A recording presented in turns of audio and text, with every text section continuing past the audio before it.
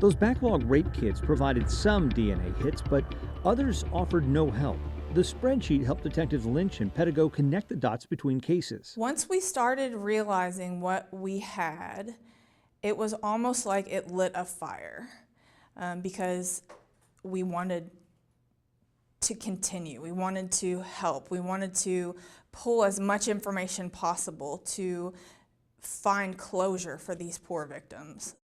Clearing the backlog rips open old wounds, sometimes leaving them raw with no real answers. Even if a kit comes back with no usable DNA, an advocate has to reach out to the survivor. It's a phone call none expect, and sometimes the thought of getting involved in a prosecution is too much to bear. A lot of the time, talking about sexual assault is like reliving being sexually assaulted. So for some victims, they can't do it. They've put it behind them and they can't do it. It's been a long time. Do you want to let it go? And without hesitation, I said, absolutely, let's pursue it. Dana Lackey chose to face her predator in court. 16 years after he attacked her in Lackey's Hikes Point home, DNA linked Henry Crawford to the sexual assault. 4 years later, a judge handed Crawford a 200-year residency at Green River Correctional Facility. Dana found purpose working with the Center for Women and Children and served as its board chair. There comes a time where you have to make that conscious decision. Do I allow this to control me and destroy me, ruin the rest of my life, or do I take it and control it and to make me a better person and to make me do something a little more worthwhile? Sometimes justice comes too late. That takes a toll on these hardened investigators. Loved her. She was the coolest woman. 88 years old, tough old bird, you know, meeting with her and talking about her case. That's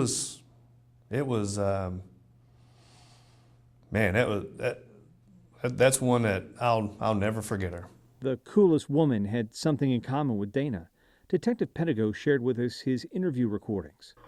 This is Detective Pedigo. Today's date is July 16, 2018. The current time now is approximately 14:50 hours. He says DNA finally tested in 2018 proved Henry Crawford raped the woman at her Wyandotte Avenue home 35 years earlier, in 1983.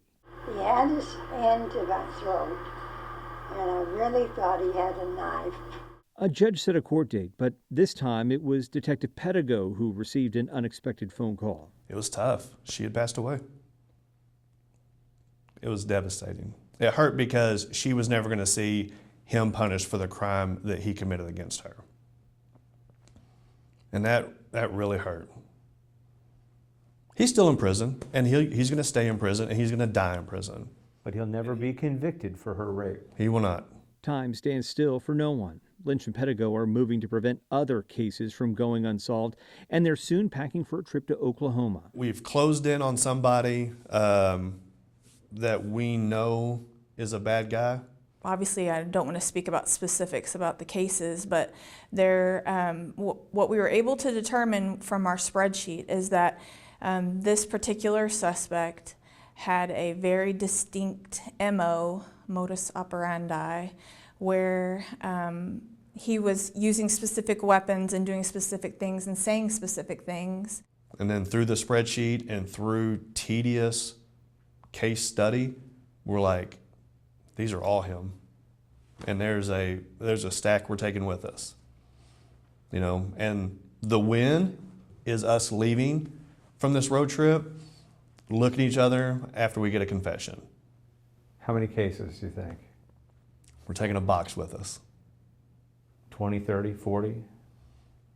We're taking a box with us. This could be one of the worst serial rapists in Louisville history that you know of. Could be. Other departments have contacted LMPD to ask about the spreadsheet. There's little doubt a similar system could help others crack cold cases, but that would probably only help that specific agency. Statistics show that rapists know no boundaries. What would be a bigger difference maker is if you took this system and turned it into a federal system, similar to the National DNA Database, so that police agencies across the country could control F and connect the dots. Chris Williams, WHAS 11 News.